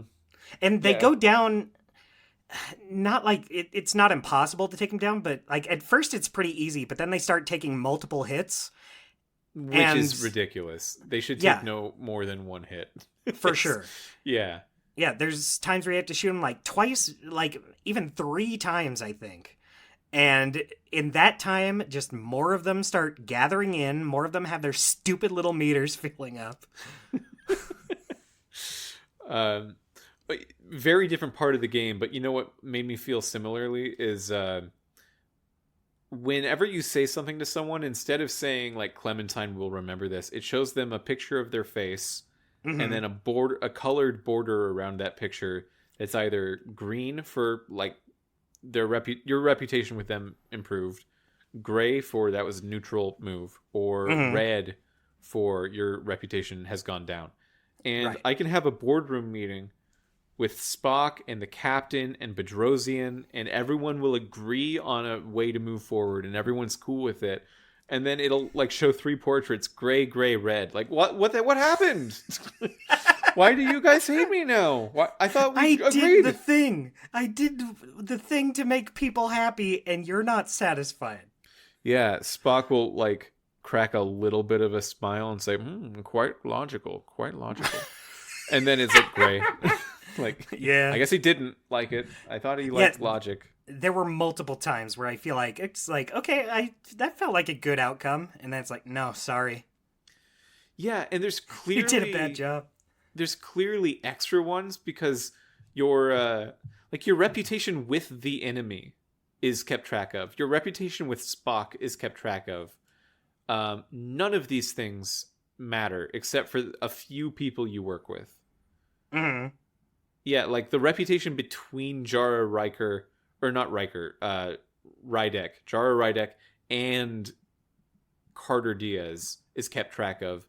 And those people talk to each other like 2 times in the game and then never again. Yeah. So their relationship does not matter. I don't know why you kept track of that for me. It like the engineer and his boss, that's a relationship that's kept track of. I don't know why that's important to you. Game. Yeah. Yeah. None of that matters. Not really. Yeah. I did have a couple times. So we've brought it up in Telltale games before where you will say one thing that you think is the intention, and then they will say something like so wildly not what you intended. Yeah. And to be fair, this game gets better about it. I only had a couple times it did it, but they were like right at the beginning. So it was really coloring my impressions like early on. There were a few I pulled. I wrote one down. I wrote two of them down. This one's from near the end of the game, actually, where the Captain Solano says to you, hey, you were right back there. I really appreciate what you did. Thank you. Turns out you were right. And then you have the option to say, I appreciate it, which feels like a pretty neutral, pretty flat, like, oh, yeah, I appreciate it. And when you choose I appreciate it, Jara Rydek instead says, well, a true measure of a leader is learning when to admit their mistakes, so thank you. Nowhere in that did she say I appreciate it. Yeah, it didn't even use the word appreciate. Just a completely different idea. That's funny. I think I picked that too, but forgot. Yeah, what's one of yours? So it's at the beginning when you're meeting the crew, and Westbrook is kind of not that into you, but he still wants to look like he's very qualified for the job. And he says he's the most senior officer. He knows the ship inside and out. And the choice you can make is, that's very impressive. And, I thought that would be a good way to say, like, okay, I acknowledge your skills. Even though we're kind of not seeing eye to eye right now, I acknowledge that you're a good person to have on this ship. But what she says, in the most sarcastic, asshole-ish manner I've ever heard, is, that's very impressive. Those are very impressive credentials. Cool. Yeah, awesome. Yeah, which is, I guess, fair considering his big brag was like, I know where stuff is in the place I work. Right, but it does not imply that. Like, the choice you make is just saying, like, that's very impressive with a period. Just like, okay, cool. Cool, man. Oh, I did write down another one. There was one, it's with Carter when he's flying in a little shuttle with, I forget if it's Blue Guy or Westbrook. He's with one of them. I think it's Blue Guy. And they're complimenting Carter's work ethic or skills or whatever. And they said something to the effect of, maybe you'll be a senior leader someday. And you can say, oh, not a bad idea in response to that. And I'm thinking like, oh, that's kind of like, this guy's clearly so far above you and he's just pitching the idea you could be a leader one day. You can't take it too seriously. You got to joke about it. You got to, if you want to play a bravado for a joke, this is maybe not a bad time. So I picked that for not a bad idea. Instead of saying not a bad idea, Carter says, I'd be the best leader Starfleet has ever had. Ever. You have no idea. In the whole organization. You have no idea how fucking good I would be. Yeah, and the guy you're with is just like, oh, wow, well, can't wait for that. Cool, man. I was being nice. Yeah, just making small talk. You're taking a long time to fly through these rings, so. Oof. Yeah, didn't do so great there, did you? Yeah. Did not love those ring sections, by the way, but they were something. It was fine-ish compared to other stuff, I guess. So, Dustin, how come they can't just say what I pick? Why can't they just say what I picked them for them to say? I don't know.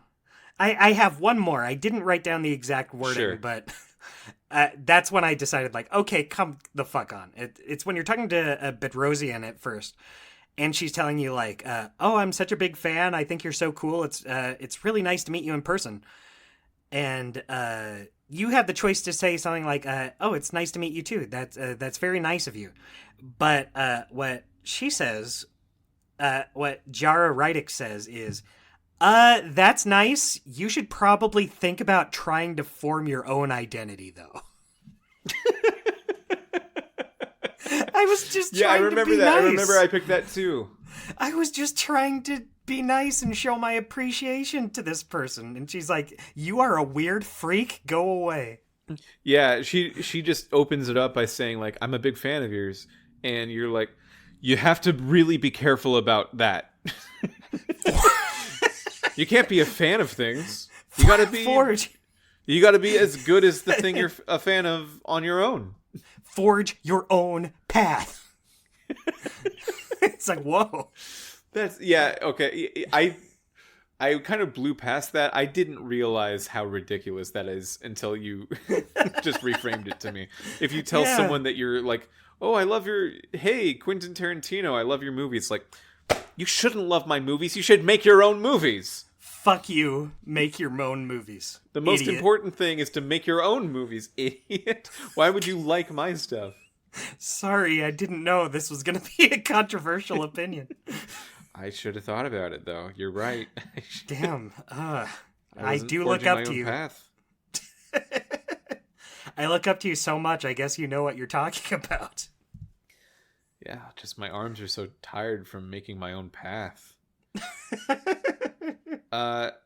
Yeah. What else do you want to talk about? What else is in this game? You know, when we...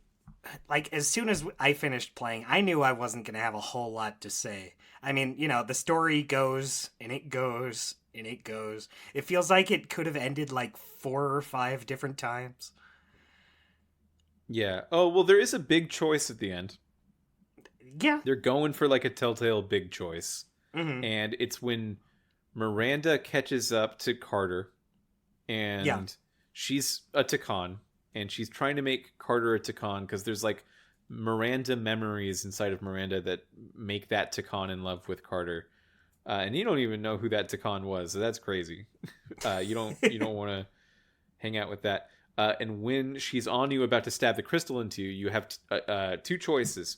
You can either go for a gun, which I didn't do, so I don't know what happens, or you can go for Duridium, which they handed out to everyone, and they basically said if you inject yourself with Duridium before they put the crystal in you, you won't be immediately turned, and you can get a few more minutes as your own person. Right. It's still gonna happen, but it's a delayed thing. So I went for the Duridium. Did you do that? Unfortunately, yes. So I didn't want to shoot her because I was still acting under the impression that there's a chance these people can turn back. Mm-hmm. So I don't want to kill her if we can save her and turn her back. Not knowing that she would just die anyway right after. Yeah, so I'm thinking through, I don't know what happens if you don't do this, but because you don't go for the gun at first, you do get stabbed with a crystal, but you get a few more moments as Carter before you turn. Mm-hmm. And your friend Edsalon, she shoots Miranda and does kill Miranda, so Miranda dies anyway. You see a big gaping hole in her chest. There was an episode of Dinosaurs, like the sitcom Dinosaur. Yeah. Where they had a big hole in the guy.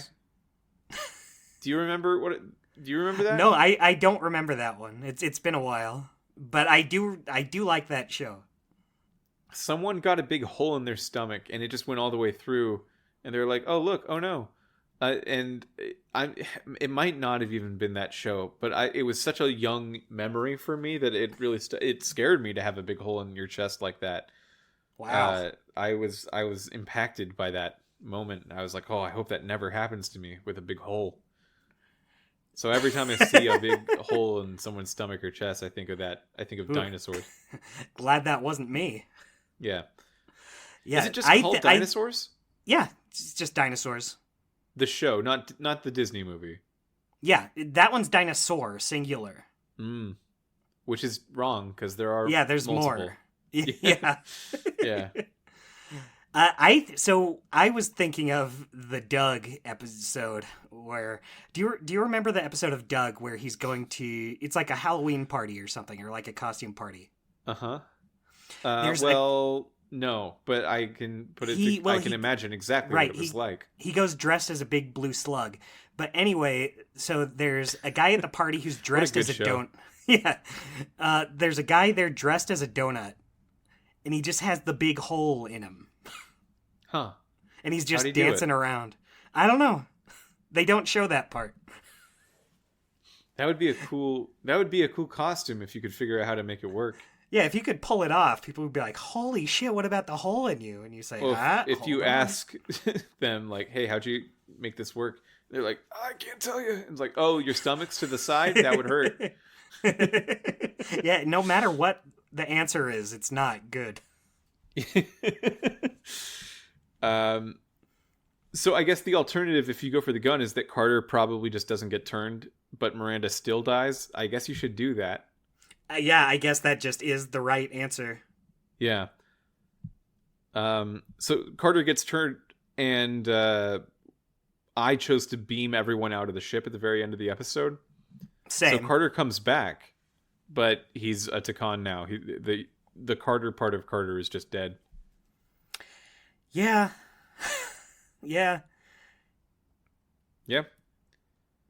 I don't like that. Well, I mean, I guess I don't even know what I'm trying to say about it. I don't like that they just decide, oh, I guess you just can't change them back. Okay. Well, it's a sad ending, is I guess. Yeah. Just what it is, but Which I guess has weight to it. I guess it might feel a little like deflating if you just brought them back and it's like, oh no, it's fine and everything's okay and there were no consequences. well, I just don't know know these guys. Yeah. Um, Well, I knew him. yeah. We spent so much of the game with him. I think there is something to the fact that this is so in the style of Walking Dead. Like, Walking Dead had shooting parts because Walking Dead is a franchise with shooting as a big part of it. Mm-hmm. Now, this has shooting parts also. And Walking Dead has zombies because that's the main setting of the world of The Walking Dead. This has body snatchers where the body kind of dies when it's taken over, much like a zombie. And Star Trek doesn't really have a lot of those, I guess, but it does have them here. Probably because The Walking Dead had it, and that's how they know how to tell stories with this group. It has to be zombies. It might have had to have been zombies. There's no other stuff. I think that Star Trek lovers would probably, if they're listening to this, if you're not coming at it from the Telltale side of this and you're just listening like, ooh, there's a new podcast thing to listen to about Star Trek. Sorry. First off, we're not going to learn nearly enough to make anything compelling for you to listen to in a short enough time to record the show. I think that is something to keep in mind because this game reviewed well, and I see people online saying like, "Oh yeah, this was really good. I got a lot out of it," and I just could not even possibly make that. I couldn't I couldn't meet them halfway on this. I'm so flustered by my feelings for this game. I can barely get them out. Yeah, it is difficult because I want to keep in mind that it was a very small team that made it, and I like that. I like seeing small teams just working hard and making something that's fantastic. But it does very much look like a game from at least 9 years earlier. Yeah, like this looks like a 2014 game. For sure. Like game. The long play I watched, like they were playing it on the computer, so it looked a lot better than it did for me, and I can acknowledge that. I get that I am playing it on a system where it's just not going to look very good. But I think you probably could have optimized it a little better than you did. So the frame rate just tanks at certain points, like inexcusably low, like in the tens low. And I had the graphic settings on high, so I thought, oh, for sure that's the case. And it was. When I set it down to like medium graphical settings, it ran better, but the gulf between medium and high settings is it might as well be like an entire galaxy's worth, because That's middle Star Trek-y to say. yeah, middle settings looks phenomenally worse than high settings, to the point where I was like, I will take a god awful frame rate over whatever this is. Wow. Okay. It looked like the character's hair was glowing at like almost all times. Yeah, I just sort of ran it high at max settings the whole time. I didn't even go to max settings. I just went to high. Oh, I went to max the whole time. Yeah. And it was still... I'm sure it looked a lot better. Well, it was kind of the thing of, like, when people started getting HD TVs before news anchors knew how to do their makeup for HD, and all of a sudden you just saw, like, a bunch of holes in their faces, you know? Right. Just like every pimple they've ever had is now completely visible. Right. Before adapting for like, okay, no, it just HD works differently. Now we need to know how to do it differently. It kind of felt like playing a game like that, where like the settings of certain like little ray tracy things, or just the quality of some textures was really good, but it all felt patchwork. Like I was just seeing the seams for how low tech the whole rest of the game was, because it was letting itself in very specific parts be very high quality, and then other things were just so low res because there was no higher res version of those textures, and it seemed almost arbitrary which things get to be rendered at high quality and which don't. Right. Yeah. Mine had glowy hair. The Expanse like was also Saiyan. a really weird looking game. Like the character models were so strange in The Expanse. But it was I would need to see it again. But I remember thinking like overall it looked pretty good. Well, what I kind of liked about it is that like in the world of The Expanse, if you remember, there's people that grew up on Earth, on Mars, and in the asteroid belt. And it was only a few hundred years after that started, but you started to see like different bone density changes based on how much gravity was on those planets. So like asteroid belt people were really tall and lanky, and Martian people had like long faces a little bit, just a little bit. Right. And I think they leaned into that with the art style of that game just enough that it was stylistic, but it was still like, it sort of looked based in reality. And I thought that was fun. I thought that was interesting. Yeah. These character models in this Star Trek game are not of a bad quality in and of themselves. They're fine, yeah. But there is something very, like watching it in motion, there's something very strange about them. That I don't exactly know what to put in. There's two people, okay, near the end of the game, in that final ship section.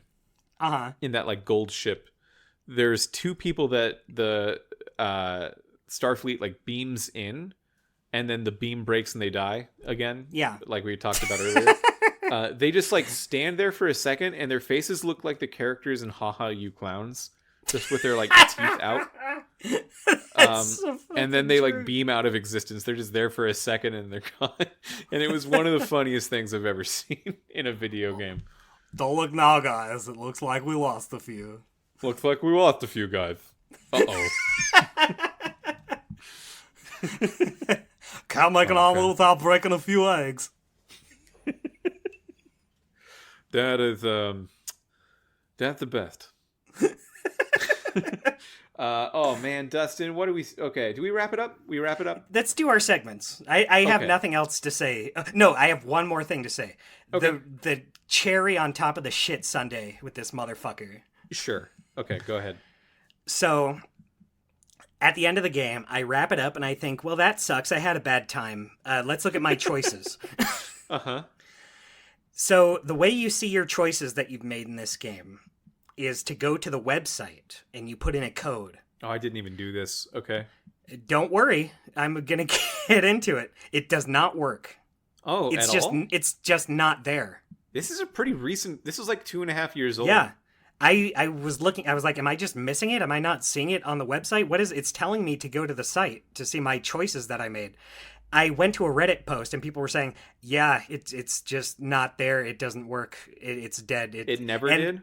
Yeah, I've seen posts from like pretty recently, like a couple years after. Well, I don't know if it never did, but all I could find was posts saying like, yeah, they still haven't fixed it. Yeah, I don't think they are ever going to. And that that was just the perfect way to top it off. Because that just really boiled my blood, and I was already not in a great mood after that. You couldn't have even given me that. You couldn't have even let me see my choice. This is a recent game. This should still let you do this. Yeah. Or I'm sure it's not their fault. Don't put it on a website, you know? Just don't do that. Or just don't do that. Make the choice to just say like every other normal game. Yeah, I don't need to see a big like PowerPoint presentation with moving pictures to describe it. Just or I don't even need to see the percentages of other people. Yeah, just tell me the again what I did. Yeah, in text. So that really was just, you know what? Fuck you. Fuck this little game. That's a golden moment. That was a segment. No. I was just saying one more thing before we got into our segments. Okay. Well, let's start with Weekly Guy, because I feel like we have the most potential to be positive here. Yeah.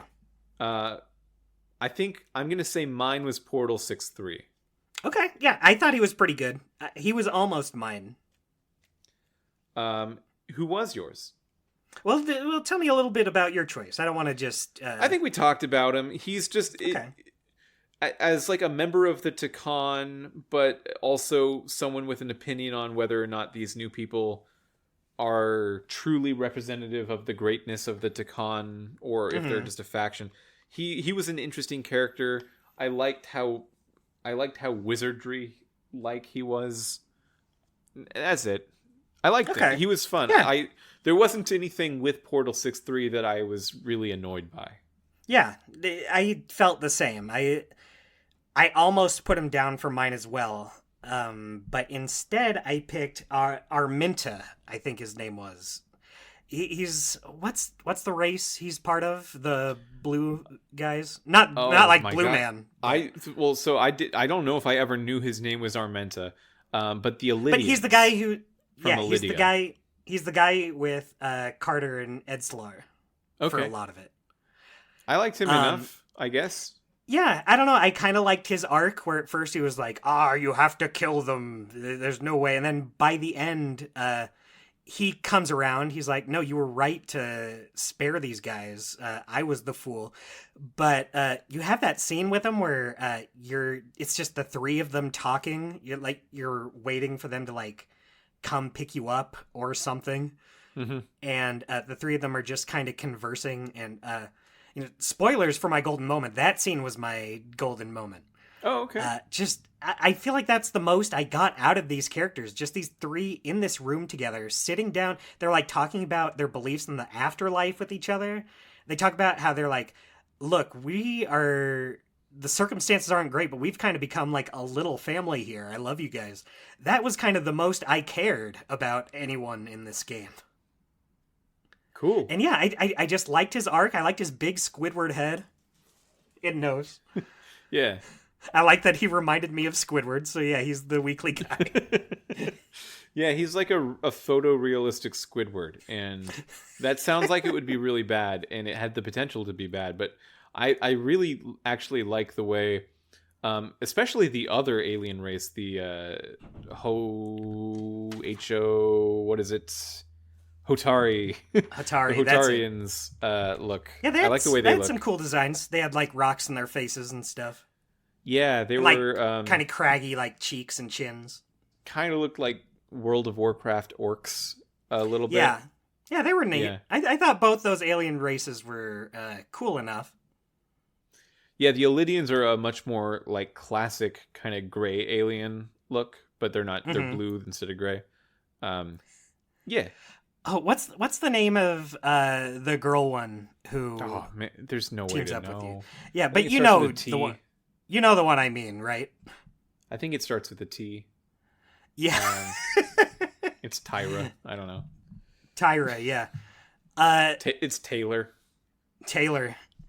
Yeah, she was nice. There was a point where I was kind of like, okay, I'm done with the girlfriend who's trying to kill me. I'm going to hook up with this alien. They don't give you that choice, though. No, she gets taken over. I was going to say, how far did you get with that? Not very far. I didn't sense the ability, but... Nah, it didn't play out and she got taken over by a Takan. But what are you going to do, you know?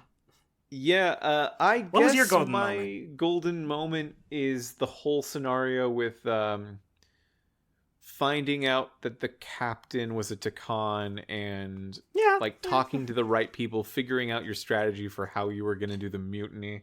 That wasn't bad. No, I felt like the strengths in writing in this game is I felt like the dialogue was most fun when we got a bunch of characters with different opinions in a room and you can plan out how you're going to do something. Those moments come a few times, and those were the ones where I felt like I was starting to also enjoy the same vision of what the developers thought of with what they think of Star Trek. That's when I felt like we were meshing. It was something. As much shit as I give this game, even though I really didn't like it, I think there are scenes in here that are not too bad. Scenes in there that are doing their job. Sometimes you get I think it's very rare to get a fun line from someone, but it's in there occasionally. Yeah. One that made me kind of laugh. It's when Carter and his crew get taken back to the ship. They're saved and they're brought back aboard the, what's it called? The Resolute? The Resolute. That should have been the subtitle of the video game, by the way. I don't understand why it's called Resurgence. I mean, I guess I do, because it's the resurgence of the Takan. Right. But the Resolute would be, it's the name of the ship. It should definitely be what they call the show or the game. Yeah. But it's, so they're brought back on board, and his superior, the guy who looks like a young Spock, whose name I also forget. Chovak is his name. Chovak, that's it. And he's telling you what happened, and it's the Takan are here. They've infiltrated our ship. The captain is one, and all hell broke loose, and it really sucks. And Carter says, haha, never a dull moment on this ship. I'm like, dude, come on. Dude, a bunch of your friends got taken over and are dead now inside of their own bodies, and that's your reaction? Yeah, I'm with you enough. You're a nice enough guy. It is not the time or the place to say, haha, sounds like some wacky stuff went down. It's always something, isn't it, you guys? I had predicted that was going to be your weekly guy, because I just felt like he was kind of a Dustin kind of guy. He's just keeping it light, keeping it fun. That is how I played him. I played him as a guy who's friendly. Rydick, I played more professional. That is kind of what they're trying to have you play them as. But yeah, I had her not afraid to put her foot down, be stern when she needs to. Bedrosian, when she was resigning, well, no, I chose to just say, well, okay, I mean, you're welcome to not leave if you want, but I wanted to be go fuck yourself. I made one call that differed from yours, and you get so pissy. Get out of my sight, you little ant. But I didn't. Yeah, especially because she gets mad at you at the idea that you might do it. She gets mad at you before, and then when you don't do it, if you don't do it, then she's cool with you again. But it started she starts saying if you even do this, I will resign, before you give her any intention that you might. You shut up and let me do my job. There's a reason I am captain and you are not, you little bug. Your name is Bedrosian. Yeah. Good luck finding a novelty license plate with that. Stupid. What's the other I'm thing? sorry. Choice cut? Choice cut. Yeah. Um, I mean, I guess that was it. Just whether or not save the Takan crystals. Yeah, I guess 'Cause that's mine too. that is like a big choice, but I didn't feel like it was that interesting. But I guess just how wildly she reacts to it made me like feel a way about it. Where I'm like, whoa, whoa, whoa, whoa, whoa, cool it. I made the choice. You shut up. I realized at the end of my playthrough that like I just casually did a genocide route by killing the whole Takan libraries, and Right, also Portal 6.3 died in my game, so they're just Yeah, gone. Yeah, I mean, that was part of it. Like, Portal 6.3 was saying, look, these are all Takan, but these are not all the extremist Takan. It is not all Takan who want this. It's a very small subset of the Takan. And so I was like, yeah, I see that point of view. I will save these people, I guess. Even though now that you said it on the show, I do agree that, like, no, you had your time. Get rid of... Who cares about all these people? Well, the other point with it is that like if there was a way for them to come back without body snatching and taking over a body, that's something. Yeah, that's if that's we what I keep was them thinking. around, it's just to body snatch later. Like I think they shouldn't be body snatching. Yeah. So let's not keep them around. Yeah, but he does clarify, like, not all of those people want this. It's these specific extremists who want this. Yeah, but you can't. You don't want to make Bedrosian angry. Yeah, well, whichever one you piss off gets just so mad at you. Yeah. Yeah. And you can't do but you know anything what? about it. I think Portal 6.3 getting mad, that I'm like, well, yeah, I mean, you must be upset. I get that. Yeah. Bedrosian, I'm like, you're... I cannot find the words for how mad I am at you for being so mad at me. Way overreaction to my choice. Yeah, I'm trying to think of any good choices I liked other than that. Like, there was some choices of just I guess saying maybe the whether right or not thing to during shoot your diplomacy. girlfriend. Yeah. I didn't like that choice at all. I thought that was a bad choice. You're right, because regardless of what you pick, she gets shot. She just dies immediately after anyway. Yeah, it's just like, do you want your girlfriend to die via a gunshot with you holding the gun or not? It's like, I couldn't possibly care. Yeah. You're right. That is a very bad choice. Fuck that. There was some stuff when you were like at the very beginning of the game. You've got the Hakatites. Whatever. I cannot keep that name in my head. Hotari. Hotari. You got the Hitarians, the Elidians, and then like a third group is the Federation with you and the captain and Spock, like hashing things out, trying to reach a peace. I liked the little micro choices in there. Any one of those maybe could have been my choice cut, actually. Yeah. But, you know what? I actually kind of liked when you're choosing like who to confide in for the captain being a Takal. Who did you confide in? Westbrook. Oh, okay. How did that go? I said earlier, he said like, well, I can see that you're serious about what you're saying, because otherwise you would not just go to me, someone you have not seen eye to eye with on this trip. I thought he was saying that about picking. I thought you were saying that he said that about picking him for first officer. I understand now. I apologize. Yeah. Oh, that's okay, Mitchell. Yeah. Did he? I would not hold it against you like down Bedrosian. the captain. Yes, he shot up with the phaser. Wow. Okay. Yeah. Bedrosian did that for me. So I wonder if all three of them just do. Yeah, Blue Guy could have done it. Blue Guy could have done that. Maybe if he did, I would have thought of him more favorably, but he was just such a non-factor in the story for me. Yeah. I guess that's all of our segments. Just to wrap up sort of my thoughts about this. And I don't mean to be hyperbolic, but like in this game, you can see every reason Telltale fell. Yeah. Right? Like, it's certainly not representative of the quality of Telltale games. I think in terms of sci-fi games, their Guardians of the Galaxy game was better. Their Tales from the Borderlands game was better. Way better. The Expanse from after Telltale fell was better.